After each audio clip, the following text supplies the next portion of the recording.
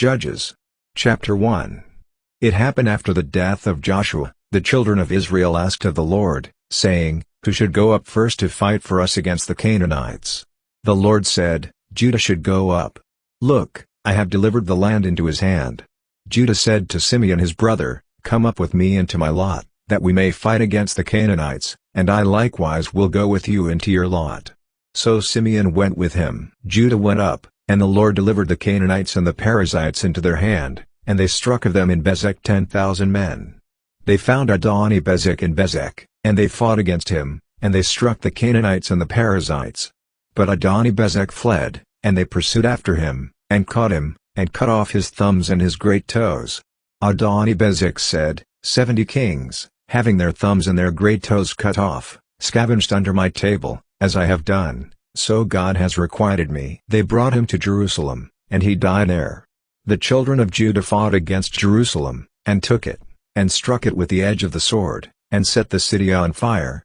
Afterward the children of Judah went down to fight against the Canaanites who lived in the hill country, and in the Negev, and in the lowland.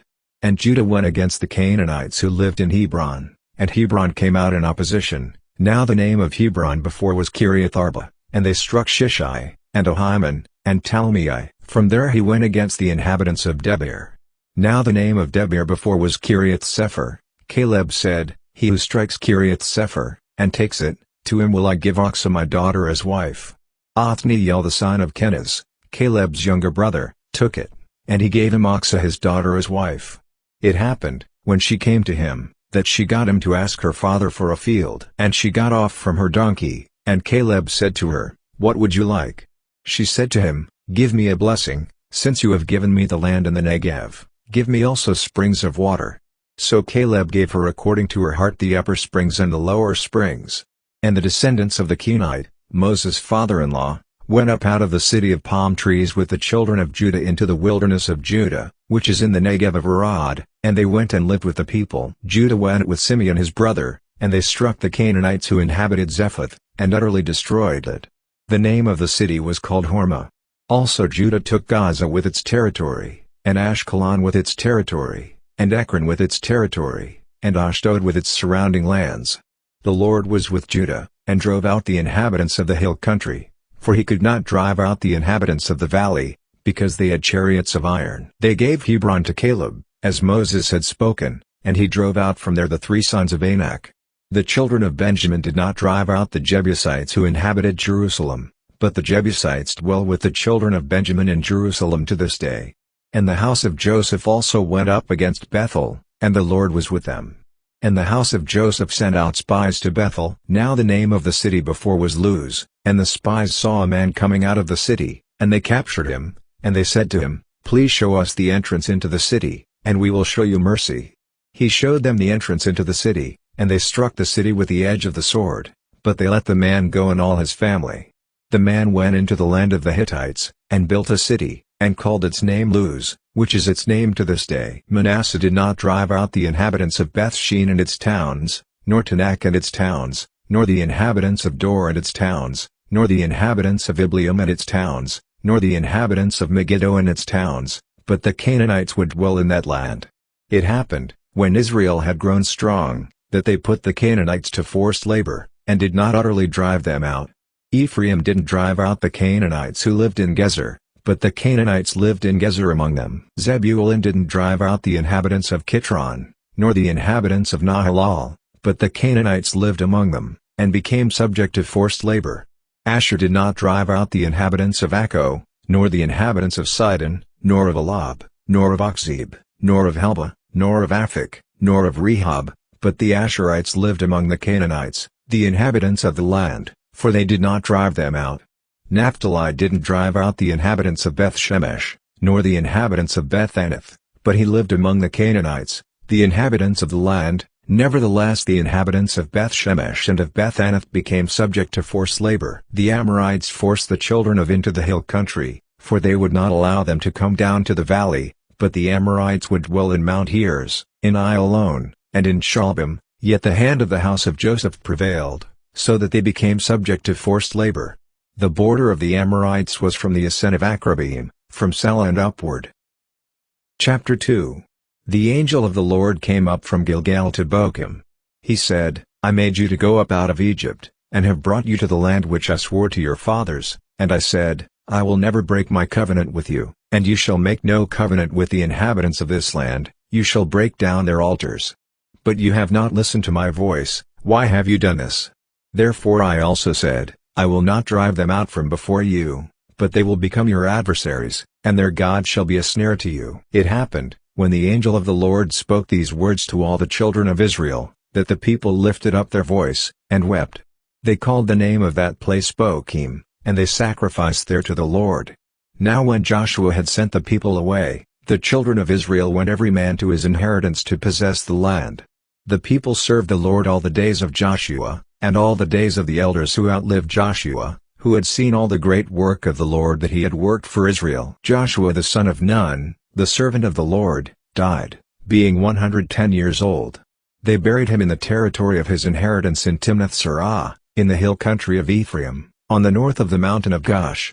And all that generation were also gathered to their fathers.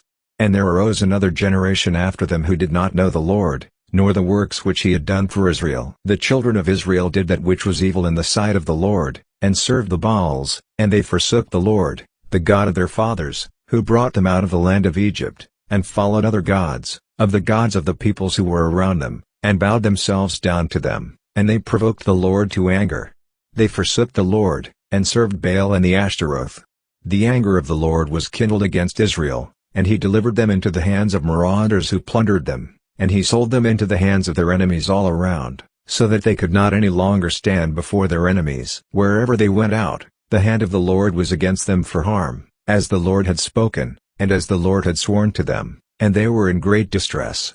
The Lord raised up judges, who saved them out of the hand of those who plundered them. Yet they did not listen to their judges, for they played the prostitute after other gods, and bowed themselves down to them. They turned aside quickly out of the way in which their fathers walked, obeying the commandments of the Lord, but they did not do so. When the Lord raised up judges for them, then the Lord was with the judge, and saved them out of the hand of their enemies all the days of the judge, for it grieved the Lord because of their groaning by reason of those who oppressed them and troubled them.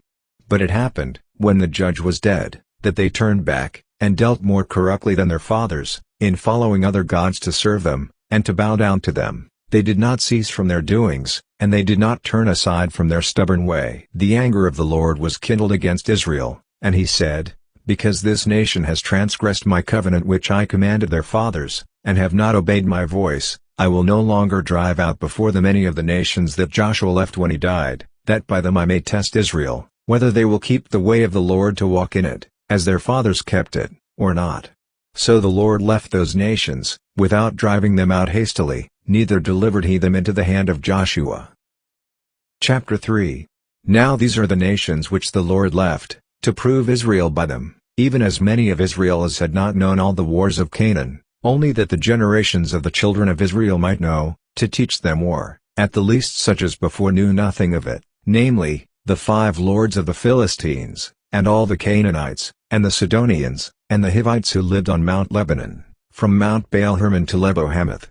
They were left, to prove Israel by them, to know whether they would listen to the commandments of the Lord, which he commanded their fathers by the hand of Moses. The children of Israel lived among the Canaanites, the Hittites, and the Amorites, and the Perizzites, and the Hivites, and the Jebusites, and they took their daughters to be their wives, and gave their own daughters to their sons and served their gods. The children of Israel did that which was evil in the sight of the Lord, and forgot the Lord their God, and served the Baals and the Ashtaroth. Therefore the anger of the Lord was kindled against Israel, and he sold them into the hand of Cushan-Rishathaim king of Aram-Naharaim, and the children of Israel served Cushan-Rishathaim 8 years. When the children of Israel cried to the Lord raised up a Savior to the children of Israel, who saved them, even Othniel the son of Kenaz, Caleb's younger brother, and he obeyed him. The Spirit of the Lord came on him, and he judged Israel, and he went out to war, and the Lord delivered Cushan-Rishathaim king of Mesopotamia into his hand, and his hand prevailed against Cushan-Rishathaim. The land had rest 40 years. And Othniel the son of Kenaz died. The children of Israel again did that which was evil in the sight of the Lord, and the Lord strengthened Eglon the king of Moab against Israel, because they had done that which was evil in the sight of the Lord. He gathered to him the children of Ammon and Amalek, and he went and struck Israel, and they possessed the city of palm trees. The children of Israel served Eglon the king of Moab 18 years, but when the children of Israel cried to the Lord raised them up a savior, Ehud the son of Jerah, the Benjamite, a man left-handed. The children of Israel sent tribute by him to Eglon the king of Moab. Ehud made him a sword which had 2 edges, 18 inches in length, and he girded it under his clothing on his right thigh. He offered the tribute to Eglon king of Moab. Now Eglon was a very fat man. When he had made an end of offering the tribute, he sent away the people who bore the tribute. But he himself turned back from the quarries that were by Gilgal, and said, I have a secret message for you, O king. The king said, Keep silence. All who stood by him went out from him. Ehud came to him, and he was sitting by himself alone in the cool upper room. Ehud said, I have a message from God to you, O king. He arose out of his seat. And it happened as he rose up that Ehud put forth his left hand and took the sword from his right thigh and thrust it into his belly. And the handle also went in after the blade, and the fat closed on the blade, for he didn't draw the sword out of his belly, and it came out behind. Then Ehud went forth into the porch, and shut the doors of the upper room on him, and locked them. Now when he was gone out, his servants came, and they saw, and look, the doors of the upper room were locked, and they said, Surely he is covering his feet in the upper room. They waited until they were ashamed, and look, he did not open the doors of the upper room, therefore they took the key, and opened them, and look, their lord was fallen down dead on the earth. Ehud escaped while they waited, and passed beyond the quarries, and escaped to Sirah. It happened, when he had come, that he blew a trumpet in the hill country of Ephraim, and the children of Israel went down with him from the hill country, and he before them. He said to them, Follow after me, for the Lord has delivered your enemies the Moabites into your hand. They went down after him, and took the fords of the Jordan against the Moabites, and did not allow a man to pass over. They struck of Moab at that time about 10,000 men, every lusty man, and every man of valor, and there escaped not a man. So Moab was subdued that day under the hand of Israel. Then the land had rest 80 years. And Ehud judged them until he died. And after him was Shamgar the son of Anath, who alone struck down 600 men of the Philistines with an ox goad. And he also saved Israel. Chapter 4. The children of Israel again did that which was evil in the sight of the Lord, when Ehud was dead. The Lord sold them into the hand of Jabin king of Canaan, who reigned in Hazor, the captain of whose army was Sisera, who lived in Harosheth Hagoyim. The children of Israel cried to the Lord, for he had 900 chariots of iron, and 20 years he mightily oppressed the children of Israel. Now Deborah, a prophetess, the wife of Lapidoth, she judged Israel at that time. She lived under the palm tree of Deborah between Ramah and Bethel in the hill country of Ephraim, and the children of Israel came up to her for judgment. She sent and called Barak the son of Abinoam out of Kadesh Naphtali, and said to him, Hasn't the Lord, the God of Israel, commanded, Go and draw to Mount Tabor, and take with you 10,000 men of the children of Naphtali and of the children of Zebulun? I will draw to you, to the river Kishon, Sisera, the captain of Jabin's army, with his chariots and his multitude, and I will deliver him into your hand. Barak said to her, If you will go with me, then I will go, but if you will not go with me, I will not go, for I do not know the day on which the Lord prospers his angel with me. She said, I will surely go with you, but know that the journey that you take will not be for your honor, for the Lord will sell Sisera into the hand of a woman. Deborah arose, and went with Barak to Kadesh. Barak called Zebulun and Naphtali together to Kadesh, and there went up 10,000 men at his feet, and Deborah went up with him. Now Heber the Kenite had separated himself from the Kenites, even from the children of Hobab the brother-in-law of Moses, and had pitched his tent as far as the oak in Zonanim, which is by Kadesh. And it was reported to Sisera that Barak the son of Abinoam had gone up to Mount Tabor. Sisera gathered together all his chariots, even 900 chariots of iron, and all the people who were with him, from Harosheth Hagoyim, to the river Kishon. Deborah said to Barak, Arise, for this is the day in which the Lord has delivered Sisera into your hand. Hasn't the Lord gone out before you? So Barak went down from Mount Tabor, and 10,000 men after him. The Lord confused Sisera, and all his chariots, and all his army, with the edge of the sword before Barak, and Sisera got off from his chariot, and fled away on his feet. But Barak pursued after the chariots, and after the army, to Harosheth Hagoyim, and all the army of Sisera fell by the edge of the sword, there was not a man left. However Sisera fled away on his feet to the tent of Jael the wife of Heber the Kenite, for there was peace between Jabin the king of Hazor and the house of Heber the Kenite. Jael went out to meet Sisera, and said to him, "Turn in, my lord, turn in to me, do not be afraid." He came into the tent, and she covered him with a rug. He said to her, "Please give me a little water to drink, for I am thirsty." She opened a bottle of milk, and gave him drink, and covered him. He said to her, "Stand in the door of the tent, and it shall be, when any man comes and inquires of you, and says, 'Is there any man here?' that you shall say, 'No.'" Then Jael Heber's wife took a tent peg, and took a hammer in her hand, and went softly to him, and struck the pin into his temples, and it pierced through into the ground, for he was in a deep sleep, so he died. Look, as Barak pursued Sisera, Jael came out to meet him, and said to him, "Come, and I will show you the man whom you seek."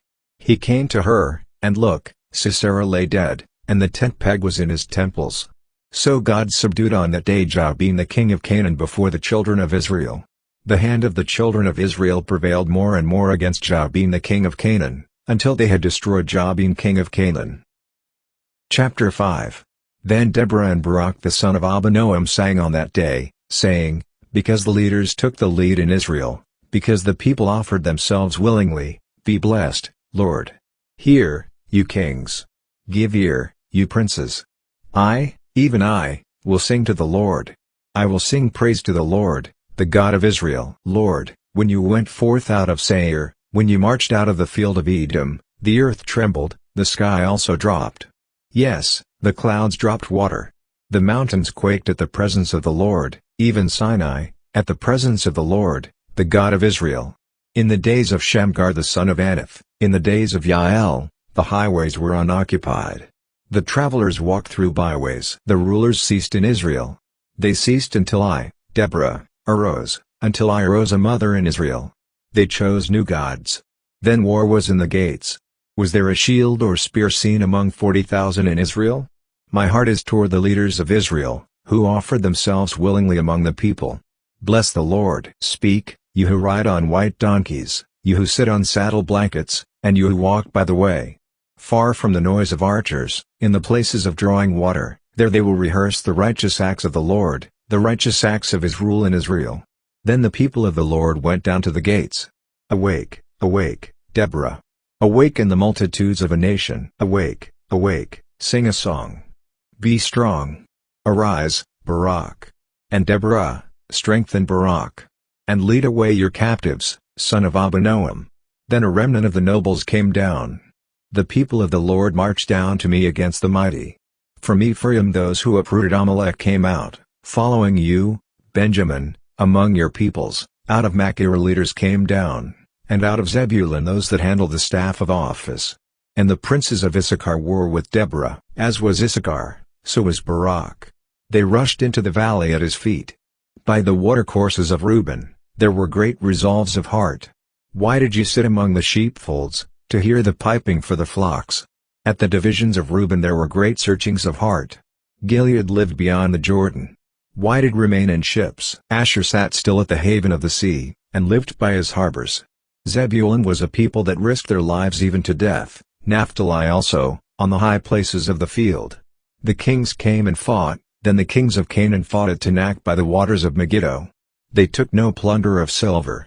From the sky the stars fought. From their courses, they fought against Sisera. The river Kishon swept them away, that ancient river, the river Kishon. My soul, march on with strength. Then the horse hoofs pounded because of the galloping of their steeds. Curse Meroz, said the angel of the Lord. Curse bitterly its inhabitants, because they did not come to help the Lord against the mighty. Jael shall be blessed above women, the wife of Heber the Kenite, blessed shall she be above women in the tent. He asked for water. She gave him milk. She brought him curds in a princely bowl. She put her hand to the tent peg, and her right hand to the workman's hammer. She struck Sisera, she pierced his head, she shattered and struck through his temple. At her feet he collapsed, he fell, he lay. At her feet he collapsed, he fell. Where he collapsed, there he fell down, destroyed. Through the window she looked out. Sisera's mother cried out through the lattice, "Why is his chariot so long in coming? Why are the hoofbeats of his chariots delayed?" Her wise princesses answered her, "Indeed," she answers herself, "have they not found, have they not divided the spoil? A womb or two for every man, to Sisera a spoil of dyed garments, a spoil of dyed garments embroidered on both sides, for the neck of the plunderer? So let all your enemies perish, Lord, but let those who love you be as the sun when it rises forth in its strength." And the land had rest 40 years. Chapter 6. And the children of Israel did that which was evil in the sight of the Lord, and the Lord delivered them into the hand of Midian 7 years. And the hand of Midian prevailed against Israel, and because of Midian the children of Israel made for themselves the dens which are in the mountains, and the caves, and the strongholds. And so it was, when Israel had sown, that Midian, Amalek, and the Kedemites would come up against them. And they camped against them, and destroyed the increase of the earth, as far as Gaza, and they left no sustenance in Israel, as well as sheep, or ox, or donkey. For they came up with their livestock and their tents and their camels. They would come in like locusts in number, and they were innumerable. And they came into the land to ravage it. Israel was brought very low because of Midian, and the children of Israel cried to the Lord. It happened, when the children of Israel cried to the Lord because of Midian, that the Lord sent a prophet to the children of Israel, and he said to them, "Thus says the Lord, the God of Israel, I brought you up from the land of Egypt, and brought you forth out of the house of bondage, and I delivered you out of the hand of the Egyptians, and out of the hand of all who oppressed you, and drove them out from before you, and gave you their land, and I said to you, I am the Lord your God, you shall not fear the gods of the Amorites, in whose land you dwell. But you have not listened to my voice." The angel of the Lord came, and sat under the oak which was in Ophrah, that pertained to Joash the Abiezrite, and his son Gideon was beating out wheat in the winepress, to hide it from the Midianites. The angel of the Lord appeared to him, and said to him, "The Lord is with you, mighty warrior." Gideon said to him, "Oh, my Lord, if the Lord is with us, why then has all this happened to us? Where are all his wondrous works which our fathers told us of, saying, Didn't the Lord bring us up from Egypt? But now the Lord has cast us off, and delivered us into the hand of Midian." The Lord looked at him, and said, "Go in this strength of yours and save Israel from the hand of Midian." "Look, haven't I sent you?" He said to him, "O Lord, how shall I save Israel? Look, my family is the poorest in Manasseh, and I am the least in my father's house." And the Lord said to him, "Surely I will be with you, and you shall strike the Midianites as one man." He said to him, "If now I have found favor in your sight, then show me a sign that it is you who talk with me. Please do not go away, until I come to you, and bring out my present, and lay it before you." He said, "I will wait until you come back." Gideon went in, and made ready a kid, and unleavened cakes of an ephah of meal, the meat he put in a basket, and he put the broth in a pot, and brought it out to him under the oak, and presented it. The angel of God said to him, "Take the meat and the unleavened cakes, and lay them on this rock, and pour out the broth." And he did so. Then the angel of the Lord put forth the end of the staff that was in his hand, and touched the flesh and the unleavened cakes, and there went up fire out of the rock, and consumed the flesh and the unleavened cakes, and the angel of the Lord departed out of his sight. Gideon saw that he was the angel of the Lord, and Gideon said, "Alas, Lord God! Because I have seen the angel of the Lord face to face." The Lord said to him, "Peace be to you. Do not be afraid. You shall not die." Then Gideon built an altar there to the Lord, and called it "The Lord is Peace." To this day it is still in Ophrah of the Abiezrites. It happened the same night, that the Lord said to him, "Take your father's bull, even the second bull 7 years old, and tear down the altar of Baal that your father has, and cut down the Asherah that is beside it, and build an altar to the Lord your God on the top of this stronghold, in the orderly manner, and take the second bull, and offer a burnt offering with the wood of the Asherah which you shall cut down." Then Gideon took 10 men of his servants, and did as the Lord had spoken to him, and it came about, because he feared his father's household and the men of the city, so that he could not do it by day, that he did it by night. When the men of the city arose early in the morning, look, the altar of Baal was broken down, and the Asherah was cut down that was by it, and the second bull was offered on the altar that was built. And they said to one another, "Who has done this thing?" When they inquired and asked, they said, "Gideon the son of Joash has done this thing." Then the men of the city said to Joash, "Bring out your son, that he may die, because he has broken down the altar of Baal, and because he has cut down the Asherah that was by it. Joash said to all who stood against him, Will you contend for Baal? Or will you save him? He who will contend for him, let him be put to death while it is yet morning. If he is a god, let him contend for himself, because someone has broken down his altar. Therefore on that day he named him Jerubbaal, saying, Let Baal contend against him, because he has broken down his altar. Then all Midian and Amalek and the Kedemites assembled themselves together, and they crossed over, and camped in the valley of Jezreel.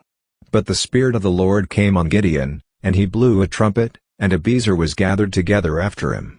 He sent messengers throughout all Manasseh, and they also were gathered together after him, and he sent messengers to Asher, and to Zebulun, and to Naphtali, and they came up to meet them. Gideon said to God, If you will save Israel by my hand, as you have spoken, look, I will put a fleece of wool on the threshing floor, if there is dew on the fleece only, and it is dry on all the ground, then shall I know that you will save Israel by my hand, as you have spoken.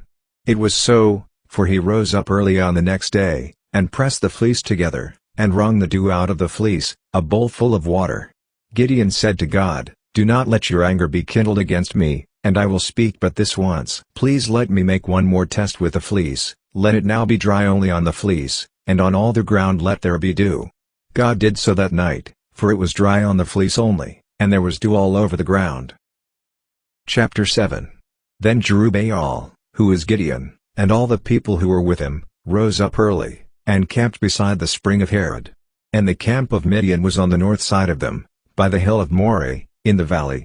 The Lord said to Gideon, The people who are with you are too many for me to give the Midianites into their hand, lest Israel vaunt themselves against me, saying, My own hand has saved me. Now therefore proclaim in the ears of the people, saying, Whoever is fearful and trembling, let him return and depart from Mount Gilead. There returned of the people 22,000, but 10,000 remained. The Lord said to Gideon, The people are yet too many, bring them down to the water, and I will try them for you there, and it shall be, that of whom I tell you, this shall go with you, the same shall go with you, and of whoever I tell you, this shall not go with you, the same shall not go. So he brought down the people to the water, and the Lord said to Gideon, Everyone who laps of the water with his tongue, as a dog laps, you shall put to one side, likewise everyone who kneels down on his knees to drink shall be on the other side. The number of those who lapped, putting their hand to their mouth, was 300 men, but all the rest of the people kneeled down on their knees to drink water. The Lord said to Gideon, By the 300 men who lapped will I save you, and deliver the Midianites into your hand, and let all the people go every man to his home. So the people took food in their hand, and their trumpets, and he sent all the men of Israel every man to his tent, but retained the 300 men. And the camp of Midian was beneath him in the valley. It happened the same night, that the Lord said to him, Arise, get down into the camp, for I have delivered it into your hand. But if you fear to go down, go with Purah your servant down to the camp, and you shall hear what they say, and afterward will your hands be strengthened to go down into the camp. Then he went down with Purah his servant to the outermost part of the armed men who were in the camp. And Midian, Amalek, and all the Kedemites lay along in the valley as numerous as locusts, and their camels were without number, as numerous as the sand which is on the seashore. When Gideon had come, look, there was a man telling a dream to his friend, and he said, Look, I had a dream, and look, a cake of barley bread tumbled into the camp of Midian, and came to the tent, and struck it so that it fell, and turned it upside down, so that the tent collapsed. His friend answered, This is nothing less than the sword of Gideon the son of Joash, a man of Israel. Into his hand God has delivered Midian, and all the army. It was so, when Gideon heard the telling of the dream, and its interpretation, that he worshipped, and he returned into the camp of Israel, and said, Get up, for the Lord has delivered into your hand the army of Midian. He divided the 300 men into 3 companies, and he put into the hands of all of them trumpets, and empty pitchers, with torches within the pitchers. He said to them, Look at me, and do likewise. And look, when I come to the outermost part of the camp, it shall be that, as I do, so you shall do. When I blow the trumpet, I and all who were with me, then you blow the trumpets also on every side of all the camp, and say, For the Lord and for Gideon. So Gideon and the 100 men who were with him came to the outermost part of the camp in the beginning of the middle watch, when they had but newly set the watch, and they blew the trumpets, and broke in pieces the pitchers that were in their hands. The 3 companies blew the trumpets, and broke the pitchers, and held the torches in their left hands, and the trumpets in their right hands with which to blow, and they called out, "The sword of the Lord and of Gideon." They each stood in his place every man around the camp, and all the army ran, and they shouted, and put them to flight. They blew the 300 trumpets, and the Lord set every man's sword against his fellow, and against all the army, and the army fled as far as Beth-shittah towards Ararah, as far as the border of Abel-Meholah, by Tabbath. The men of Israel were gathered together out of Naphtali, and out of Asher, and out of all Manasseh, and pursued after Midian. Gideon sent messengers throughout all the hill country of Ephraim, saying, "Come down against Midian, and capture the waters, as far as Beth-barah, even the Jordan." So all the men of Ephraim were gathered together, and seized the waters as far as Beth-barah, even the Jordan. They took the 2 princes of Midian, Oreb and Zeb, and they killed Oreb at the rock of Oreb, and Zeb they killed at the winepress of Zeb, and pursued Midian. Then they brought the heads of Oreb and Zeb to Gideon beyond the Jordan. Chapter 8. The men of Ephraim said to him, "Why have you done such a thing to us, not calling us when you went to fight with Midian?" And they argued with him fiercely. He said to them, "What have I now done in comparison with you? Isn't the gleaning of the grapes of Ephraim better than the vintage of Abiezer? God has delivered into your hand the princes of Midian, Oreb and Zeb, and what was I able to do in comparison with you?" Then their anger subsided toward him. When he had said that, Gideon came to the Jordan, and passed over, he, and the 300 men who were with him, exhausted and famished. He said to the men of Succoth, "Please give loaves of bread to the people who follow me, for they are exhausted, and I am pursuing after Zebah and Zalmunna, the kings of Midian." The princes of Succoth said, "Are the hands of Zebah and Zalmunna now in your hand, that we should give bread to your army?" Gideon said, "Therefore when the Lord has delivered Zebah and Zalmunna into my hand, then I will thresh your flesh with the thorns of the wilderness and with briars." He went up there to Penuel, and spoke to them in like manner, and the men of Penuel answered him as the men of Succoth had answered. He spoke also to the men of Penuel, saying, "When I come again in peace, I will break down this tower." Now Zebah and Zalmunna were in Karkor, and their armies with them, about 15,000 men, all who were left of all the army of the Kedemites, for there fell 120,000 men who drew sword. And Gideon went up by the way of those who dwell in tents on the east of Nobah and Jogbehah, opposite Zebah, and struck the army, when the army was unsuspecting. Zebah and Zalmunna fled, and he pursued after them, and he took the 2 kings of Midian, Zebah, and Zalmunna, and routed the entire army. Gideon the son of Joash returned from the battle from the ascent of Heres. He caught a young man of the men of Succoth, and inquired of him, and he described for him the officials of Succoth, and its elders, 77 men. He came to the men of Succoth, and said, "Look, Zebah and Zalmunna, concerning whom you taunted me, saying, Are the hands of Zebah and Zalmunna now in your hand, that we should give bread to your men who were weary?" He took the elders of the city, and thorns of the wilderness and briars, and with them he threshed the men of Succoth. He broke down the tower of Penuel, and killed the men of the city. Then he said to Zebah and Zalmunna, "What kind of men were they whom you killed at Tabor?" They answered, "As you are, so were they, each one resembled the son of a king." He said, "They were my brothers, the sons of my mother. As the Lord lives, if you had saved them alive, I would not kill you." He said to Cheterah's firstborn, "Get up, and kill them." But the youth did not draw his sword, for he feared, because he was yet a youth. Then Zebah and Zalmunna said, "Rise up yourself, and kill us, for a man is judged by his strength." Gideon arose, and killed Zebah and Zalmunna, and took the crescent ornaments that were on their camels' necks.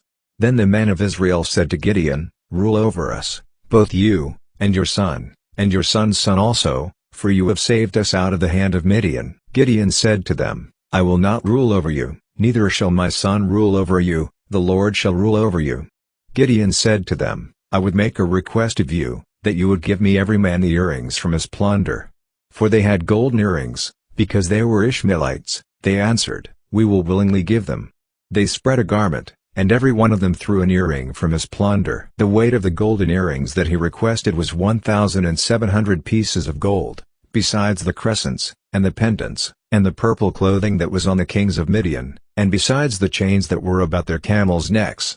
Gideon made an ephod of it, and put it in his city, even in Ophrah, and all Israel prostituted themselves after it there, and it became a snare to Gideon, and to his house. So Midian was subdued before the children of Israel, and did not become a threat again. The land had rest 40 years in the days of Gideon. Jerubbaal the son of Joash went and lived in his own house. Gideon had 70 sons conceived from his body, for he had many wives. His secondary wife who was in Shechem, she also bore him a son, and he named him Abimelech. Gideon the son of Joash died in a good old age, and was buried in the tomb of Joash his father, in Ophrah of the Abiezrites. It happened, as soon as Gideon was dead, that the children of Israel turned again, and played the prostitute after the Baals, and made Baal-berith their god. The children of Israel did not remember the Lord their God, who had delivered them out of the hand of all their enemies on every side, neither did they show kindness to the house of Jerubbaal, who is Gideon, according to all the goodness which he had shown to Israel. Chapter 9. Abimelech the son of Jerubbaal went to Shechem to his mother's brothers, and spoke with them, and with all the family of the house of his mother's father, saying, Please speak in the ears of all the lords of Shechem. Is it better for you that all the sons of Jerubbaal, who are 70 persons, rule over you, or that one rule over you? Remember also that I am your bone and your flesh. And his mother's brothers spoke of him in the ears of all the lords of Shechem all these words, and their hearts inclined to follow Abimelech, for they said, He is our brother. They gave him 70 pieces of silver out of the house of Baal-berith, with which Abimelech hired vain and light fellows, who followed him. He went to his father's house at Ophrah, and killed his brothers the sons of Jerubbaal, being 70 persons, on one stone. But Jotham the youngest son of Jerubbaal was left, for he hid himself. And all the lords of Shechem assembled themselves together, and all Beth Millo, and went and made Abimelech king by the oak which is found at the pillar in Shechem. And when they told it to Jotham, he went and stood on the top of Mount Gerizim, and lifted up his voice, and cried, and said to them, Listen to me, you lords of Shechem, that God may listen to you. The trees went forth on a time to anoint a king over them, and they said to the olive tree, Reign you over us. But the olive tree said to them, Should I leave my fatness, with which by me they honor God and man, and go to wave back and forth over the trees? The trees said to the fig tree, Come, and reign over us. But the fig tree said to them, Should I leave my sweetness, and my good fruit, and go to wave back and forth over the trees? The trees said to the vine, Come, and reign over us. The vine said to them, Should I leave my new wine, which cheers God and man, and go to wave back and forth over the trees? Then all the trees said to the bramble, Come, and reign over us. The bramble said to the trees, If in truth you anoint me king over you, then come and take refuge in my shade, and if not, let fire come out of the bramble, and devour the cedars of Lebanon. Now therefore, if you have dealt truly and righteously, in that you have made Abimelech king, and if you have dealt well with Jerubbaal and his house, and have done to him according to the deserving of his hands, for my father fought for you, and risked his life, and delivered you out of the hand of Midian, and you are risen up against my father's house this day, and have slain his sons, 70 persons, on one stone, and have made Abimelech, the son of his female servant, king over the lords of Shechem, because he is your brother. If you then have dealt truly and righteously with Jerubbaal and with his house this day, then rejoice you in Abimelech, and let him also rejoice in you. But if not, let fire come out from Abimelech, and devour the lords of Shechem, and Beth Millo, and let fire come out from the lords of Shechem, and from Beth Millo, and devour Abimelech. And Jotham escaped and fled and went to Beer and lived there, for fear of Abimelech his brother. Abimelech was prince over Israel 3 years. And God set a spirit of hostility between Abimelech and the lords of Shechem, and the lords of Shechem dealt treacherously with Abimelech, that the violence done to the 70 sons of Jerubbaal might come, and that their blood might be laid on Abimelech their brother, who killed them, and on the men of Shechem, who strengthened his hands to kill his brothers. And the lords of Shechem set an ambush for him on the tops of the mountains, and they robbed all who came along that way by them. And it was told to Abimelech. And Gaal the son of Ebed came with his brothers, and went over to Shechem, and the lords of Shechem put their trust in him. They went out into the field, and gathered their vineyards, and trod the grapes, and held festival, and went into the house of their God, and did eat and drink, and cursed Abimelech. Gaal the son of Ebed said, Who is Abimelech, and who is Shechem, that we should serve him? Isn't he the son of Jerubbaal, and Zebul his officer? Serve the men of Hamor the father of Shechem. But why should we serve him? Would that this people were under my hand! Then I would remove Abimelech. I would say to Abimelech, increase your army, and come out. When Zebul the ruler of the city heard the words of Gaal the son of Ebed, his anger was kindled. He sent messengers to Abimelech in Arumah, saying, Look, Gaal the son of Ebed and his brothers have come to Shechem, and look, they constrain the city to take part against you. Now therefore, rise up by night, you and the people who are with you, and lie in wait in the field. And it shall be that in the morning, as soon as the sun is up, you shall rise early, and rush on the city. And look, when he and the people who are with him come out against you, then do whatever you can to them. Abimelech rose up, and all the people who were with him, by night, and they lay in wait against Shechem in 4 companies. And it happened early in the morning that Gaal the son of Ebed went out, and stood in the entrance of the gate of the city. And Abimelech rose up, and the people who were with him, from the ambush. When Gaal saw the people, he said to Zebul, Look, there are people coming down from the tops of the mountains. Zebul said to him, You see the shadow of the mountains as if they were men. Gaal spoke again and said, Look, there are people coming down by the central part of the land, and 1 company comes by the way of the diviner's oak. Then Zebul said to him, Where is now your mouth, that you said, Who is Abimelech, that we should serve him? Is not this the people that you have despised? Please go out now and fight with them. And Gaal went out before the lords of Shechem, and fought with Abimelech. Abimelech chased him, and he fled before him, and there fell many wounded, even to the entrance of the gate of the city. And Abimelech returned to Arumah, and Zebul drove out Gaal and his brothers, so that they could not dwell in Shechem.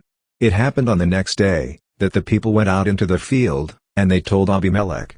He took the people, and divided them into 3 companies, and waited in ambush in the field, and he looked, and look, the people came forth out of the city. He rose up against them, and struck them. Abimelech, and the companies that were with him, rushed forward, and stood in the entrance of the gate of the city, and the 2 companies rushed against all who were in the field, and struck them. Abimelech fought against the city all that day, and he took the city, and killed the people who were in it. And he destroyed the city, and sowed it with salt. And when all the lords of the tower of Shechem heard of it, they entered into the stronghold of the house of El-Berith. And it was told Abimelech that all the lords of the tower of Shechem were gathered together. So Abimelech went up to Mount Zaman, he and all the people who were with him, and Abimelech took an axe in his hand, and cut down a branch from the trees, and took it up, and laid it on his shoulder. And he said to the people who were with him, What you have seen me do, do quickly, and do as I have done. All the people likewise cut down his branch and followed Abimelech, and put them on the stronghold, and set the stronghold on fire on them, so that all the men of the tower of Shechem died also, about 1,000 men and women. Then Abimelech went to Thebez, and camped against Thebez, and took it. But there was a strong tower within the city, and all the men and women fled, and all the lords of the city, and shut themselves in, and got them up to the roof of the tower. Abimelech came to the tower, and fought against it, and drew nearer to the door of the tower to burn it with fire. A certain woman threw down an upper millstone on Abimelech's head, and broke his skull. Then he called quickly to the young man his armor-bearer, and said to him, Draw your sword, and kill me, that men not say of me, A woman killed him. So the young man thrust him through, and he died. When the men of Israel saw that Abimelech was dead, they departed every man to his place. Thus God requited the wickedness of Abimelech, which he did to his father, in killing his 70 brothers, and all the wickedness of the men of Shechem did God return on their heads, and on them came the curse of Jotham the son of Jerubbaal. Chapter 10. After Abimelech there arose to save Israel Tola the son of Puah, the son of Dodo, a man of Issachar, and he lived in Shamir in the hill country of Ephraim. He judged Israel 23 years, and died, and was buried in Shamir. After him arose Yair, the Gileadite, and he judged Israel 22 years. He had 30 sons who rode on 30 donkeys, and they had 30 towns, which are called Haathair to this day, which are in the land of Gilead. Yair died, and was buried in Kamon. The children of Israel again did that which was evil in the sight of the Lord, and served the Baals, and the Ashtaroth, and the gods of Syria, and the gods of Sidon, and the gods of Moab, and the gods of the children of Ammon, and the gods of the Philistines, and they forsook the Lord, and did not serve him. The anger of the Lord was kindled against Israel, and he sold them into the hand of the Philistines, and into the hand of the children of Ammon. And they shattered and oppressed the children of Israel that year. 18 years they oppressed all the children of Israel that were beyond the Jordan in the land of the Amorites, which is in Gilead. The children of Ammon passed over the Jordan to fight also against Judah, and against Benjamin, and against the house of Ephraim, so that Israel was very distressed. The children of Israel cried to the Lord, saying, We have sinned against you, even because we have forsaken our God, and have served the Baals. The Lord said to the children of Israel, Did I not save you from the Egyptians, and from the Amorites, from the children of Ammon, and from the Philistines? Also the Sidonians, and Amalek, and Midian oppressed you, and you cried to me, and I saved you out of their hand. Yet you have forsaken me, and served other gods. Therefore I will save you no more. Go and cry to the gods which you have chosen, let them save you in the time of your distress. The children of Israel said to the Lord, We have sinned. Do to us whatever seems good to you, only deliver us, please, this day. They put away the foreign gods from among them, and served the Lord, and his soul was grieved with the misery of Israel. Then the children of Ammon were gathered together, and camped in Gilead. The children of Israel assembled themselves together, and camped at Mizpah. And the people, the leaders of Gilead, said to each other, What man is he who will begin to fight against the children of Ammon? He shall be head over all the inhabitants of Gilead. Chapter 11. Now Jephthah the Gileadite was a mighty man of valor, and he was the son of a prostitute. And Gilead became the father of Jephthah. Gilead's wife bore him sons, and when his wife's sons grew up, they drove out Jephthah, and said to him, You shall not inherit in our father's house, for you are the son of another woman. Then Jephthah fled from his brothers, and lived in the land of Tob, and there were gathered vain fellows to Jephthah, and they went out with him. It happened after a while, that the children of Ammon made war against Israel. It was so, that when the children of Ammon made war against Israel, the elders of Gilead went to get Jephthah out of the land of Tob, and they said to Jephthah, Come and be our chief, that we may fight with the children of Ammon. And Jephthah said to the elders of Gilead, Did you not hate me, and drive me out of my father's house, and sent me away from you? And why have you come to me now when you are in distress? The elders of Gilead said to Jephthah, Not so. We have turned to you now, that you may go with us, and fight with the children of Ammon, and you shall be our head over all the inhabitants of Gilead. Jephthah said to the elders of Gilead, If you bring me home again to fight with the children of Ammon, and the Lord delivers them before me, shall I be your head? The elders of Gilead said to Jephthah, The Lord shall be witness between us, surely according to your word so will we do. Then Jephthah went with the elders of Gilead, and the people made him head and chief over them. And Jephthah spoke all his words before the Lord in Mizpah. Jephthah sent messengers to the king of the children of Ammon, saying, What have you to do with me, that you have come to me to fight against my land? And the king of the children of Ammon answered the messengers of Jephthah, Because Israel took away my land, when he came up out of Egypt, from the Arnon even to the Jabbok, and to the Jordan. Now therefore restore it peaceably, and I will depart. And the messengers returned to Jephthah, and Jephthah sent messengers again to the king of the children of Ammon, and he said to him, Thus says Jephthah, Israel did not take away the land of Moab, nor the land of the children of Ammon, but when they came up from Egypt, and Israel went through the wilderness to the sea of Suf, and came to Kadesh, then Israel sent messengers to the king of Edom, saying, Please let me pass through your land. But the king of Edom did not listen. In the same way, he sent to the king of Moab, but he would not. So Israel stayed in Kadesh. Then they went through the wilderness, and went around the land of Edom, and the land of Moab, and came by the east side of the land of Moab, and they camped on the other side of the Arnon, but they did not come within the territory of Moab, for the Arnon was the boundary of Moab. Israel sent messengers to Sihon king of the Amorites, the king of Heshbon, and Israel said to him, Please let me pass through your land to our land. But Sihon did not trust Israel to pass through his territory, but Sihon gathered all his people together, and camped in Jahaz, and fought against Israel. The Lord, the God of Israel, delivered Sihon and all his people into the hand of Israel, and they struck them. So Israel possessed all the land of the Amorites, the inhabitants of that country. They possessed all the territory of the Amorites, from the Arnon even to the Jabbok, and from the wilderness even to the Jordan. So now the Lord, the God of Israel, has driven out the Amorites from before his people Israel, and should you possess them? Won't you possess that which Chemosh your God gives you to possess? So whoever the Lord our God has driven out from before us, we will possess. And now are you anything better than Balak the son of Zippor, king of Moab? Did he ever contend against Israel, or did he ever fight against them? While Israel lived in Heshbon and its towns, and in Aroer and its towns, and in all the cities that are along by the side of the Arnon, 300 years, why did you not liberate them within that time? I therefore have not sinned against you, but you do me wrong by making war against me. The Lord, the judge, be judged this day between the children of Israel and the children of Ammon. However the king of the children of Ammon did not listen to the words of Jephthah which he sent him. Then the Spirit of the Lord came on Jephthah, and he passed over Gilead and Manasseh, and passed over Mizpah of Gilead, and from Mizpah of Gilead he passed over to the children of Ammon. Jephthah made a vow to the Lord, and said, If you will indeed deliver the children of Ammon into my hand, then it shall be that whatever comes forth from the doors of my house to meet me, when I return in peace from the children of Ammon, it shall be the Lord's, and I will offer it up for a burnt offering. So Jephthah passed over to the children of Ammon to fight against them, and the Lord delivered them into his hand. He struck them from Aroer until you come to Minnith, even 20 cities, and to Abel-keramim, with a very great slaughter. So the children of Ammon were subdued before the children of Israel. Jephthah came to Mizpah to his house, and look, his daughter came out to meet him with tambourines and with dances, and she was his only child. Besides her he had neither son nor daughter. And it happened, when he saw her, that he tore his clothes, and said, Alas, my daughter! You have brought me very low. You have become a stumbling block in my sight, and you are among those who trouble me. For I have given my word to the Lord, and I can't break it. She said to him, My father, since you have given your word to the Lord, do to me as you promised, because the Lord has taken vengeance for you on your enemies, even on the children of Ammon.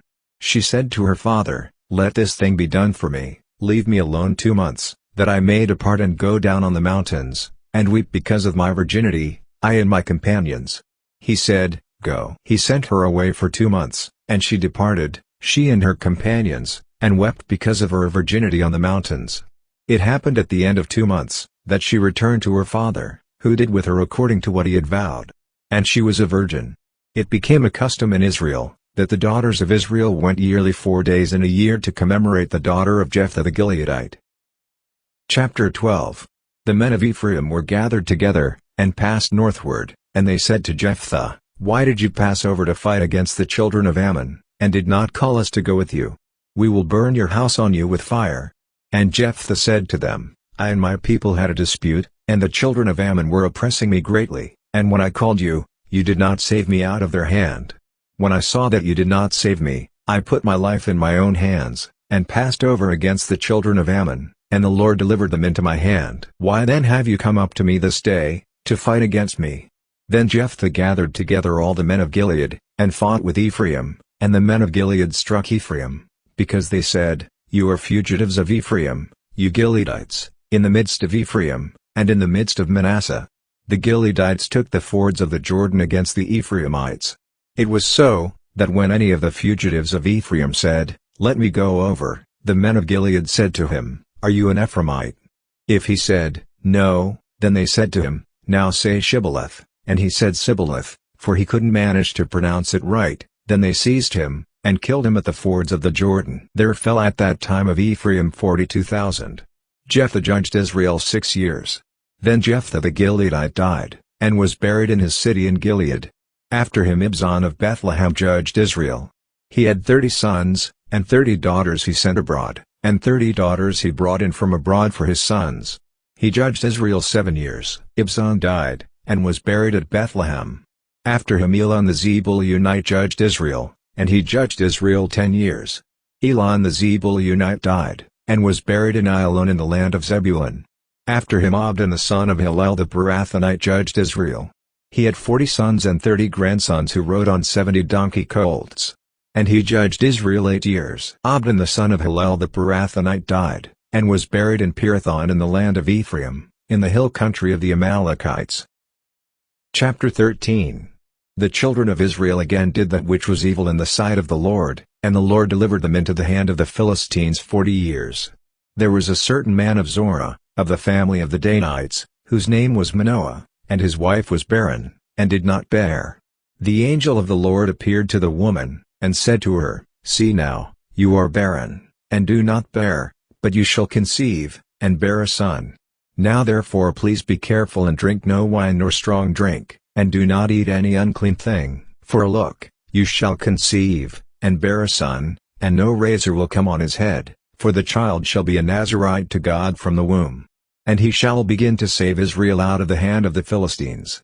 Then the woman came and told her husband, saying, A man of God came to me, and his face was like the face of the angel of God, very awesome, and I didn't ask him where he was from, neither did he tell me his name, but he said to me, Look, you shall conceive, and bear a son. And now drink no wine nor strong drink, and do not eat any unclean thing, for the child shall be a Nazarite to God from the womb until the day of his death. Then Manoah pleaded with the Lord, and said, O Lord, please let the man of God whom you did send come again to us, and teach us what we shall do to the child who shall be born. God listened to the voice of Manoah, and the angel of God came again to the woman as she sat in the field, but Manoah, her husband, wasn't with her.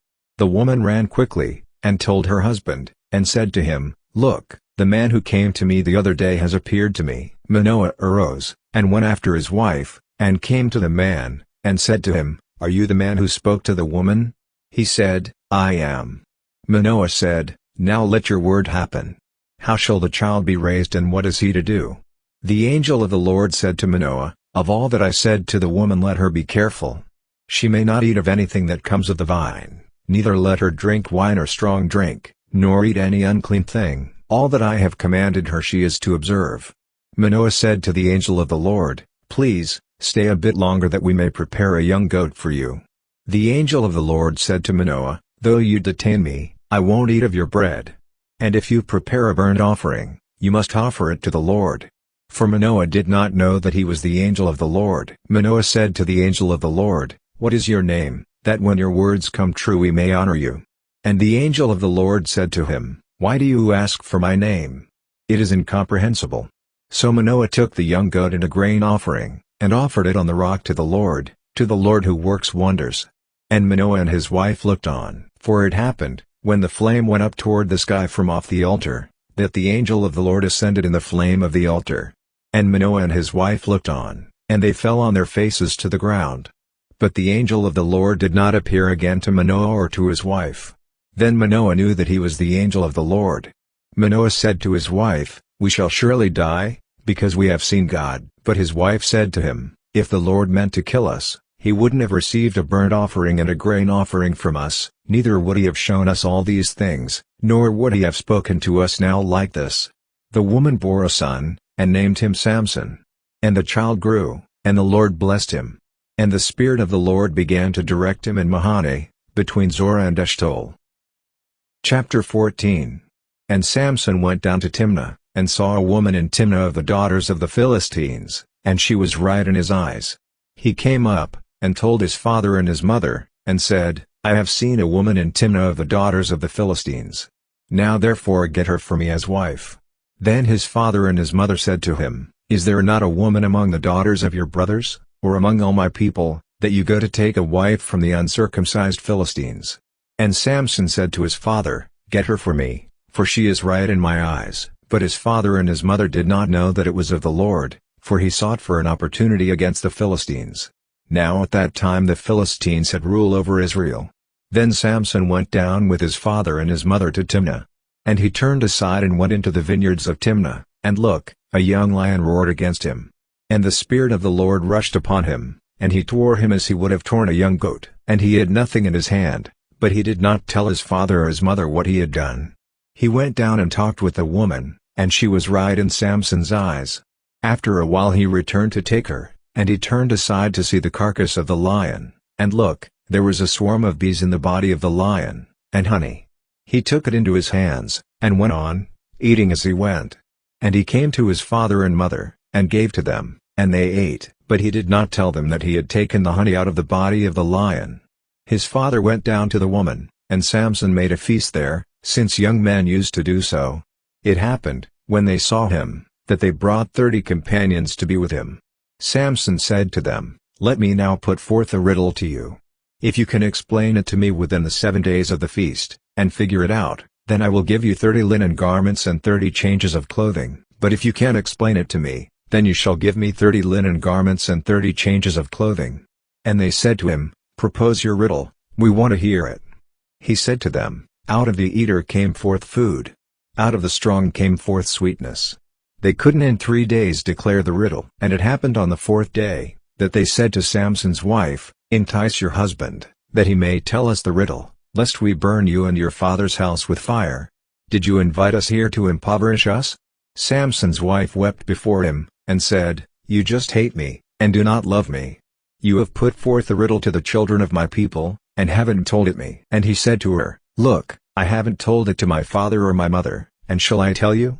She wept before him the 7 days, while their feast lasted, and it happened on the 7th day, that he told her, because she pressed him hard, and she told the riddle to the children of her people. The men of the city said to him on the 7th day before the sun went down, "What is sweeter than honey?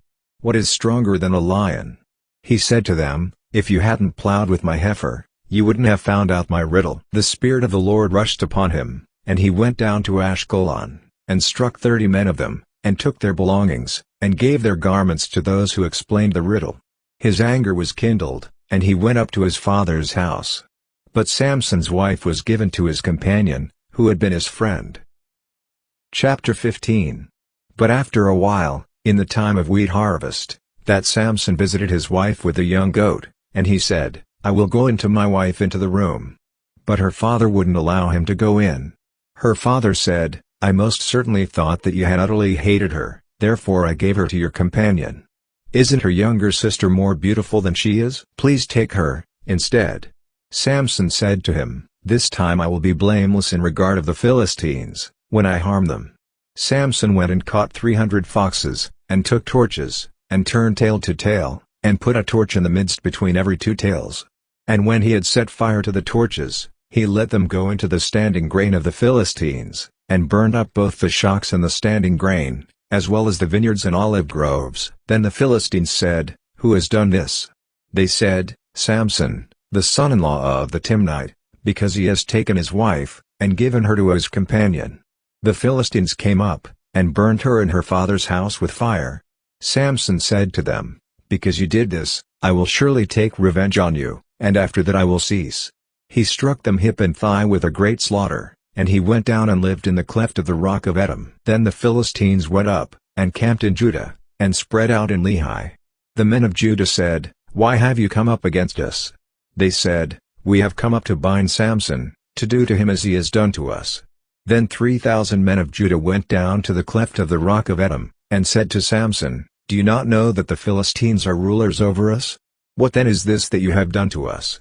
He said to them, "As they did to me, so have I done to them." They said to him, "We have come down to bind you, that we may deliver you into the hand of the Philistines." Samson said to them, "Swear to me that you will not fall on me yourselves." They spoke to him, saying, "No, but we will bind you fast, and deliver you into their hand, but surely we will not kill you." They bound him with 2 new ropes, and brought him up from the rock. When he came to Lehi, the Philistines shouted as they met him, and the Spirit of the Lord rushed upon him, and the ropes that were on his arms became like flax that was burned with fire, and his bands dropped from off his hands. And he found a fresh jawbone of a donkey, and reached down and took it, and struck 1,000 men with it. Samson said, "With the jawbone of a donkey, heaps on heaps, with the jawbone of a donkey I have struck 1,000 men." It happened, when he had finished speaking, that he cast away the jawbone out of his hand, and that place was called Ramath Lehi. He was very thirsty, and called on the Lord, and said, "You have given this great deliverance by the hand of your servant, and now shall I die for thirst, and fall into the hand of the uncircumcised?" And God split the hollow place that is at Lehi, and water came out of it. When he had drunk, his spirit came again, and he revived, therefore its name was called En-Hakkore, which is in Lehi, to this day. He judged Israel in the days of the Philistines 20 years. Chapter 16. And Samson went from there to Gaza, and saw a prostitute there, and went into her. And it was reported to the Gazites, saying, "Samson is here." They surrounded him, and lay in wait for him all night at the gate of the city, and were quiet all night, saying, "Wait until morning light, then we will kill him." Now Samson rested until midnight, but got up at midnight and took hold of the doors of the gate of the city, and the 2 posts, and pulled them up, bar and all, and put them on his shoulders, and carried them up to the top of the mountain that is overlooking Hebron, and set them down there. It came to pass afterward, that he fell in love with a woman in the valley of Sorek, whose name was Delilah. The lords of the Philistines came up to her, and said to her, Entice him, and see in which his great strength lies, and by what means we may prevail against him, that we may bind him to afflict him, and we will each give you 1,100 pieces of silver. Delilah said to Samson, Please tell me where your great strength lies, and how you can be bound and subdued. Samson said to her, If they bind me with 7 green cords that were never dried, then shall I become weak, and be as another man. Then the lords of the Philistines brought up to her 7 green cords which had not been dried, and she bound him with them. Now she had an ambush waiting in the inner room. She said to him, The Philistines are on you, Samson. He broke the cords, as a string of tow is broken when it touches the fire. So his strength was not known. Delilah said to Samson, Look, you have mocked me, and told me lies, now please tell me with which you might be bound. He said to her, If they only bind me with new ropes with which no work has been done, then shall I become weak, and be as another man. So Delilah took new ropes, and bound him therewith, and said to him, The Philistines are on you, Samson. The ambush was waiting in the inner room. He broke them off his arms like a thread. Delilah said to Samson, Until now, you have mocked me and told me lies. Tell me with what you might be bound. He said to her, If you weave the 7 braids on my head with the web and fasten them with a pin to the wall, then I will be weak as another man. And it came to pass when he was asleep, that Delilah took the 7 braids on his head, and wove them with a web, and she fastened it with a pin, and said to him, The Philistines are on you, Samson. He awakened out of his sleep, and plucked away the pin of the beam, and the web. She said to him, How can you say, I love you, when your heart is not with me? You have mocked me these 3 times, and have not told me where your great strength lies. It happened, when she pressed him daily with her words, and urged him, that his soul was troubled to death. He told her all his heart, and said to her, No razor has ever come on my head, for I have been an Nazarite to God from my mother's womb. If I am shaved, then my strength will go from me, and I will become weak, and be like any other man. When Delilah saw that he had told her all his heart, she sent and called for the lords of the Philistines, saying, Come up this once, for he has told me all his heart. Then the lords of the Philistines went up to her, and brought the money in their hands. She made him sleep on her knees, and she called for a man, and shaved off the 7 locks of his head, and he began to weaken, and his strength went from him. She said, The Philistines are upon you, Samson. He awoke out of his sleep, and said, I will go out as at other times, and shake myself free. But he didn't know that the Lord had departed from him. The Philistines seized him, and gouged out his eyes. And they brought him down to Gaza, and bound him with bronze shackles, and he ground at the mill in the prison. However, the hair of his head began to grow again after he was shaved. The lords of the Philistines gathered them together to offer a great sacrifice to their god Dagon, and to celebrate, for they said, Our God has delivered Samson our enemy into our hand. When the people saw him, they praised their God, for they said, Our God has delivered our enemy and the destroyer of our country, who has slain many of us, into our hand. And it happened, when their hearts were merry, that they said, Call for Samson, that he may entertain us. So they called for Samson out of the prison, and he performed before them. And they were striking him. And they set him between the pillars, and Samson said to the boy who held him by the hand, Allow me to feel the pillars on which the house rests, that I may lean on them. And the boy did so. Now the house was full of men and women, and all the lords of the Philistines were there. And there were on the roof about 3,000 men and women watching while Samson performed. Samson called to the Lord, and said, Lord God, please remember me, and please strengthen me only this once, God, that I may be at once avenged of the Philistines for my 2 eyes. Samson took hold of the 2 middle pillars on which the house rested, and leaned on them, the one with his right hand, and the other with his left. Samson said, Let me die with the Philistines. He bowed himself with all his might, and the house fell on the lords, and on all the people who were in it. So the dead that he killed at his death were more than those who he killed in his life. Then his brothers and all the house of his father came down, and took him, and brought him up, and buried him between Zorah and Eshtaol and the burial site of Manoah his father. He judged Israel 20 years. Chapter 17. There was a man of the hill country of Ephraim, whose name was Micah, And he said to his mother, "The 1100 pieces of silver that were taken from you, about which you uttered a curse, and also spoke it in my ears, look, the silver is with me, I took it, but now I will restore it to you." And his mother said, "Blessed be my son by the Lord." And he restored the 1100 pieces of silver to his mother, and his mother said, "I most certainly dedicate the silver to the Lord from my hand for my son, to make an engraved image and a molten image." When he restored the money to his mother took 200 pieces of silver, and gave them to the founder, who made of it an engraved image and a molten image, and it was in the house of Micah. The man Micah had a house of God, and he made an ephod, and teraphim, and consecrated one of his sons, who became his priest. In those days there was no king in Israel, every man did that which was right in his own eyes.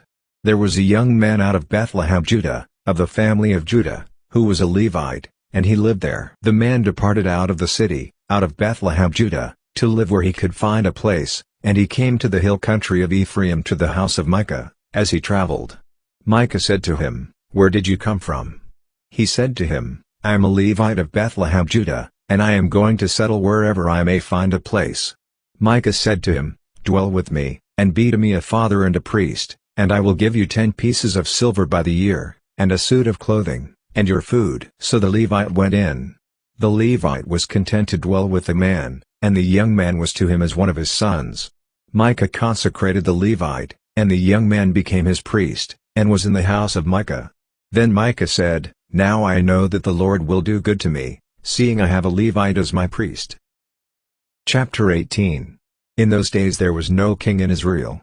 And in those days the tribe of the Danites was looking for an inheritance to dwell in, for to that day, their inheritance had not fallen to them among the tribes of Israel.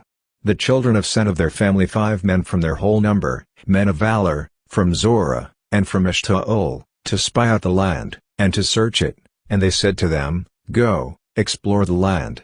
They came to the hill country of Ephraim, to the house of Micah, and stayed there. When they were by the house of Micah, they knew the voice of the young man the Levite, and they turned in that direction, and said to him, "Who brought you here?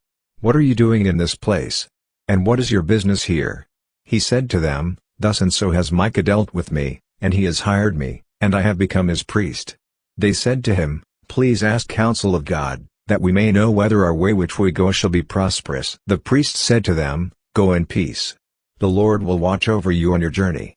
Then the 5 men departed, and came to Laish, and saw the people who were there, and how they lived in security, after the manner of the Sidonians, quiet and secure, for there was no one in the land possessing authority that might trouble them in any way, and they were far from the Sidonians, and had no dealings with Aram.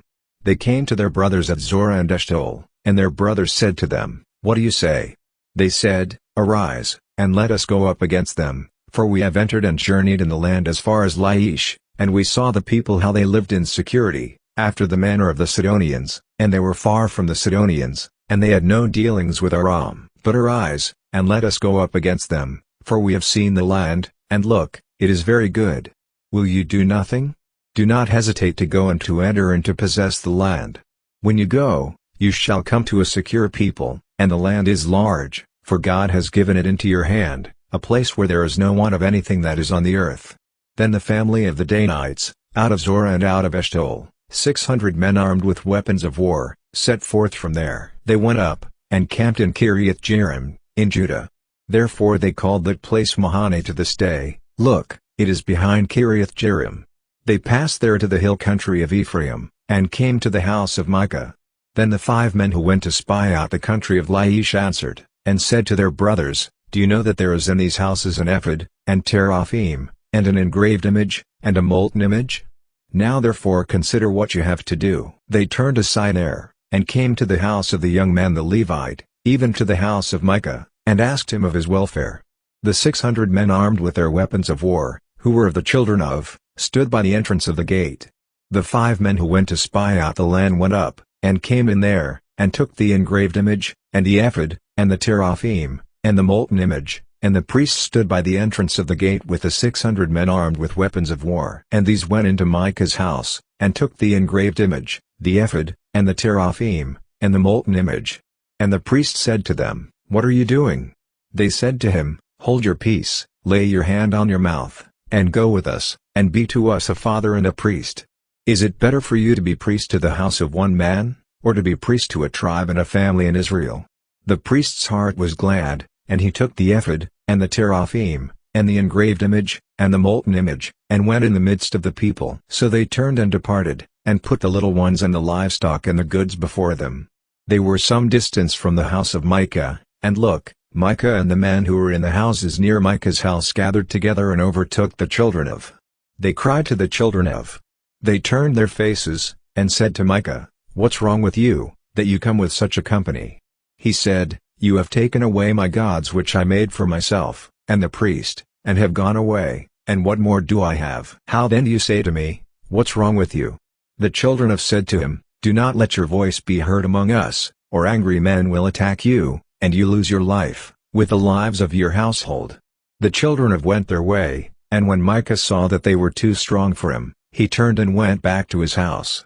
They took that which Micah had made, and the priest whom he had, and came to Laish, to a people quiet and secure, and struck them with the edge of the sword, and they burnt the city with fire. There was no deliverer, because it was far from Sidon, and they had no dealings with anyone, and it was in the valley that lies by Beth-rehob. They built the city, and lived there. They called the name of the city, after the name of their ancestor, who was born to Israel. However, the name of the city was originally Laish. The children of set up for themselves the engraved image. And Jonathan, the son of Gershom, the son of Moses, and his sons were priests to the tribe of the Danites until the day of the exile from the land. So they set up for themselves Micah's engraved image which he made, all the time that the house of God was in Shiloh. Chapter 19. It happened in those days, when there was no king in Israel, that there was a certain Levite sojourning on the farther side of the hill country of Ephraim, who took for himself a secondary wife from Bethlehem, Judah. His secondary wife was angry with him and went away from him to her father's house in Bethlehem of Judah, and was there about 4 months. Her husband arose, and went after her, to speak kindly to her, to bring her again, having his servant with him, and a couple of donkeys. And she brought him into her father's house, and when the father of the young woman saw him, he rejoiced to meet him. His father-in-law, the young woman's father, welcomed him, and he stayed with him 3 days. So they ate and drank and stayed there. It happened on the 4th day, that they arose early in the morning, and he rose up to depart, and the young woman's father said to his son-in-law, "Refresh yourself with a piece of bread, and after that you may go." So they sat down, ate, and drank, both of them together. Then the young woman's father said to the man, "Please agree to stay the night, and enjoy yourself." The man rose up to depart, but his father-in-law urged him, and he stayed there again. He arose early in the morning on the 5th day to depart, and the young woman's father said, "Please refresh yourself and stay until the day declines." And the two of them ate and drank. When the man rose up with his secondary wife and his servant to leave, his father-in-law, the young woman's father, said to him, "Look, now the day draws toward evening.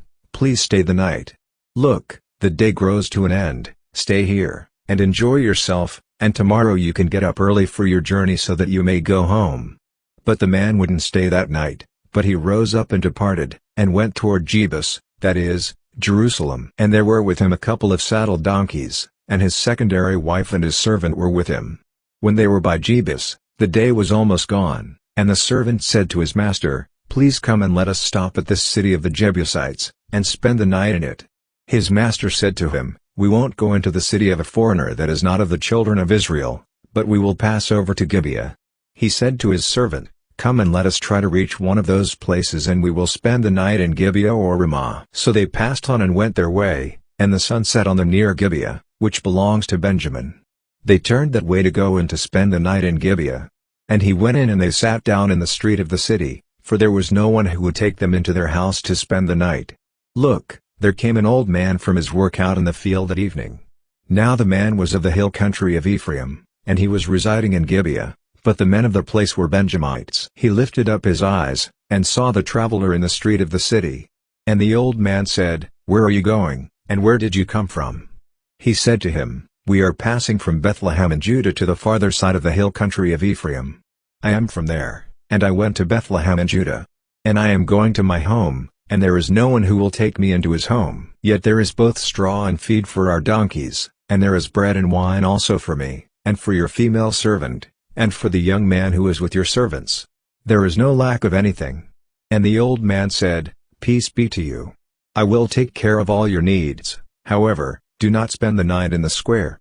So he brought him into his house, and fed the donkeys. And they washed their feet, and ate and drank.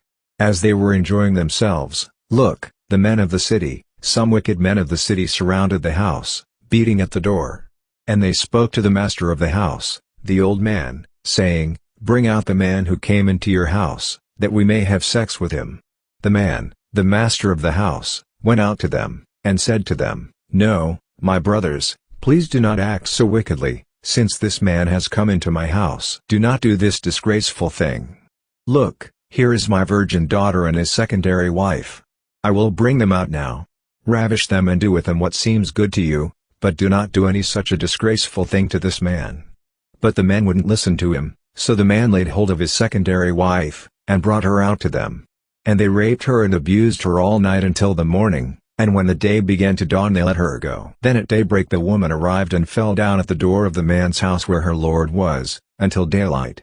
Her lord rose up in the morning, and opened the doors of the house, and went out to go his way, and look, the woman his secondary wife was fallen down at the door of the house, with her hands on the threshold.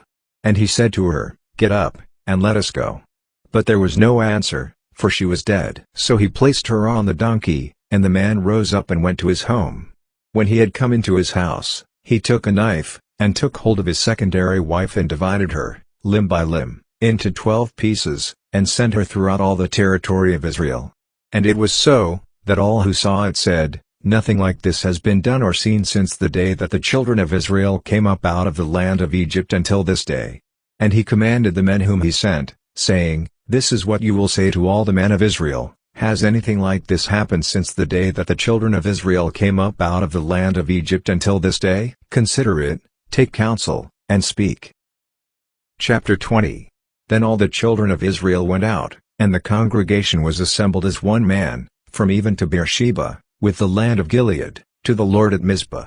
The leaders of all the people, even of all the tribes of Israel, presented themselves in the assembly of the people of God, 400,000 footmen who drew sword. Now the children of Benjamin heard that the children of Israel had gone up to Mizpah. The children of Israel said, "Tell us, how did this wickedness happen?" The Levite, the husband of the woman who was murdered, answered and said, "I came into Gibeah that belongs to Benjamin, I and my secondary wife, to spend the night. And the leaders of Gibeah rose against me, and surrounded the house at night. They intended to kill me, and they raped my secondary wife, and she is dead. I took my secondary wife, and cut her in pieces, and sent her throughout all the territory of the inheritance of Israel, for they have committed wickedness and disgrace in Israel. Look, you children of Israel, all of you, give your advice and counsel here." All the people arose as one man, saying, "None of us will go to his tent, neither will any of us return to his house. But now this is the thing which we will do to Gibeah, we will go up against it by lot, and we will take 10 men of 100 throughout all the tribes of Israel, and 100 of 1,000, and 1,000 out of 10,000, to get food for the people, those setting forth, that when they come to Gibeah of Benjamin they may repay all the disgrace that they have committed in Israel." So all the men of Israel gathered against the city, united as one man. The tribes of Israel sent men through all the tribe of Benjamin, saying, "What wickedness is this that has happened among you? Now therefore deliver up the men, the wicked men who are in Gibeah, that we may put them to death, and put away evil from Israel." But the sons of Benjamin would not listen to the voice of their brothers, the children of Israel. The children of Benjamin gathered themselves together out of the cities to Gibeah, to go out to battle against the children of Israel. The children of Benjamin were numbered on the day out of the cities 26,000 men who drew the sword, besides the inhabitants of Gibeah, who were numbered 700 chosen men. Among all this people there were 700 chosen men left-handed, everyone could sling stones at a hair and not miss. The men of Israel, besides Benjamin, were numbered 400,000 men who drew sword, all these were men of war. The children of Israel arose, and went up to Bethel, and asked counsel of God, and they said, "Who shall go up for us first to battle against the children of Benjamin?" The Lord said, "Judah will go up first." The children of Israel rose up in the morning, and camped against Gibeah. The men of Israel went out to battle against Benjamin, and the men of Israel set the battle in array against them at Gibeah. The children of Benjamin came forth out of Gibeah, and destroyed down to the ground of the Israelites on that day 22,000 men. The people, the men of Israel, encouraged themselves, and set the battle again in array in the place where they set themselves in array the first day. The children of Israel went up and wept before the Lord until evening, and they asked of the Lord, saying, Shall I again draw near to battle against the children of Benjamin my brother? The Lord said, Go up against him. The children of Israel came near against the children of Benjamin the second day. Benjamin went forth against them out of Gibeah the second day, and destroyed down to the ground of the children of Israel again 18,000 men. All these drew the sword. Then all the children of Israel, and all the people, went up, and came to Bethel, and wept, and sat there before the Lord, and fasted that day until evening, and they offered burnt offerings and peace offerings before the Lord. The children of Israel asked of the Lord, for the ark of the covenant of God was there in those days, and Phinehas, the son of Eleazar, the son of Aaron, stood before it in those days. Shall I yet again go out to battle against the children of Benjamin my brother, or shall I cease? The Lord said, Go up, for tomorrow I will deliver him into your hand. Israel set ambushes all around Gibeah. The children of Israel went up against the children of Benjamin on the third day, and set themselves in array against Gibeah, as at other times. The children of Benjamin went out against the people, and were drawn away from the city, and they began to strike and kill some of the people, as at other times, on the highways, of which one goes up to Bethel, and the other to Gibeah, in the field, about 30 men of Israel. The children of Benjamin said, They are defeated before us, as previously. But the children of Israel said, Let us flee, and draw them away from the city to the highways. All the men of Israel rose up out of their place, and set themselves in array at Baal Tamar. And the men of Israel in ambush rushed out of their place west of Gibeah.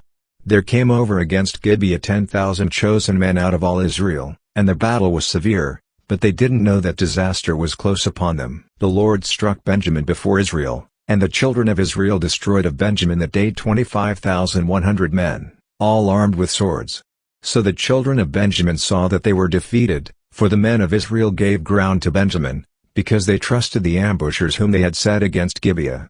The ambushers hurried, and rushed on Gibeah, and the ambushers drew themselves along, and struck all the city with the edge of the sword. Now the appointed sign between the men of Israel and the ambushers was that they should make a great cloud of smoke rise up out of the city. The men of Israel turned in the battle, and Benjamin began to strike and kill of the men of Israel about 30 persons, for they said, Surely they are defeated before us, as in the first battle. But when the cloud began to arise up out of the city in a pillar of smoke, the Benjamites looked behind them, and look, the whole city went up in smoke into the sky. The men of Israel turned, and the men of Benjamin were terrified, for they saw that disaster had come on them. Therefore they turned their backs before the men of Israel to the way of the wilderness, but the battle overtook them, and those who came out of the cities destroyed them in its midst. They surrounded Benjamin, and they pursued them from Noah and overtook them near Gibeah toward the east. There fell of Benjamin 18,000 men. All these were men of valor. They turned and fled toward the wilderness to the rock of Rimmon, and they killed on the highways 5,000 men, and followed hard after them to Gittim, and struck down 2,000 men. So that all who fell that day of Benjamin were 25,000 swordsmen. All these were valiant fighters. But 600 men turned and fled toward the wilderness to the rock of Rimmon, and stayed in the rock of Rimmon 4 months. The men of Israel turned again on the children of Benjamin, and struck them with the edge of the sword, both the entire city, and the livestock, and all that they found. Moreover all the cities which they found they set on fire. Chapter 21. Now the men of Israel had sworn in Mizpah, saying, There shall not any of us give his daughter to Benjamin as wife. The people came to Bethel, and sat there until evening before God, and lifted up their voices, and wept severely. They said, Lord God of Israel, why has this happened in Israel, that there should be today one tribe lacking in Israel? It happened on the next day that the people rose early, and built there an altar, and offered burnt offerings and peace offerings. The children of Israel said, Who is there among all the tribes of Israel who did not come up in the assembly to the Lord? For they had made a great oath concerning anyone who did not come up to the Lord to Mizpah, saying, He shall surely be put to death. The children of Israel grieved for Benjamin their brother, and said, There is one tribe cut off from Israel this day. How shall we do for wives for those who remain, seeing we have sworn by the Lord that we will not give them of our daughters to wives? They said, What one is there of the tribes of Israel who did not come up to the Lord to Mizpah? Look, No one came to the camp from Jabesh Gilead to the assembly. For when the people were numbered, look, there were none of the inhabitants of Jabesh Gilead there. The congregation sent there 12,000 men of the most valiant, and commanded them, saying, Go and strike the inhabitants of Jabesh Gilead with the edge of the sword, with the women and the little ones. This is the thing that you shall do, you shall utterly destroy every male, and every woman who has slept with a man, but the virgins you are to keep alive. And they did so. They found among the inhabitants of Jabesh Gilead 400 young virgins who had never slept with a man, and they brought them to the camp to Shiloh, which is in the land of Canaan. The whole congregation sent and spoke to the children of Benjamin who were in the rock of Rimmon, and proclaimed peace to them. Benjamin returned at that time, and they gave them the women whom they had saved alive of the women of Jabesh Gilead, and yet so they weren't enough for them. The people grieved for Benjamin, because the Lord had made a gap in the tribes of Israel.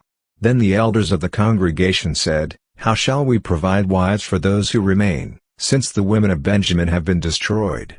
They said, How will an inheritance remain for the survivors of Benjamin, that a tribe not be blotted out from Israel? However, we may not give them wives of our daughters, for the children of Israel had sworn, saying, Cursed is he who gives a wife to Benjamin. They said, Look, there is a feast of the Lord from year to year in Shiloh, which is on the north of Bethel, on the east side of the highway that goes up from Bethel to Shechem, and on the south of Lebonah. They commanded the children of Benjamin, saying, Go and lie in wait in the vineyards, and watch. If the daughters of Shiloh come out to dance in the dances, then come out of the vineyards, and each man catch his wife from the daughters of Shiloh, and go to the land of Benjamin. It shall be, when their fathers or their brothers come to complain to us, that we will say to them, Grant them graciously to us, because we didn't take wives for each man in battle, neither did you give them to them, otherwise you would now be guilty. The children of Benjamin did so, and took them wives, according to their number, of those who danced, whom they carried off. They went and returned to their inheritance, built the cities, and lived in them. The children of Israel departed there at that time, every man to his tribe and to his family, and they went out from there every man to his inheritance. In those days there was no king in Israel, every man did that which was right in his own eyes.